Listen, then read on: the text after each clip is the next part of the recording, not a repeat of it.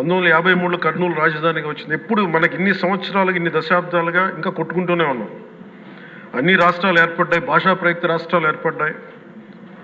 దేశం అంతా ఎవరికి రాజధాని వచ్చింది ముందుకెళ్ళిపోయారు, అభివృద్ధి చెందారు. కానీ మన ఆంధ్రప్రదేశ్కి వచ్చేటప్పటికి కర్నూలు రాజధానిగా ఏర్పడింది. కాదని చెప్పి మళ్ళీ తెలంగాణలో కలిపారు.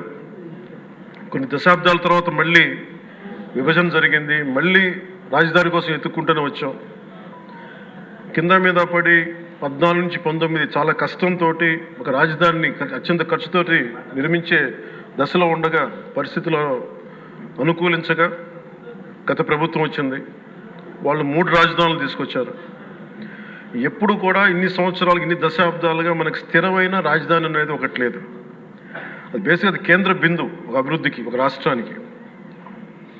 ఈసారి మటుకు చంద్రబాబు గారి ఆధ్వర్యంలో, గౌరవ ముఖ్యమంత్రి చంద్రబాబు గారి ఆధ్వర్యంలో ఇంకెప్పటికీ భవిష్యత్తు తరాలు ఇంకెప్పుడు ఏది రాజధాని, ఒక రాజధాని 2 కాకుండా అమరావతి రాజధానిగా ఉండాలి, ముందుకు తీసుకెళ్ళాలి.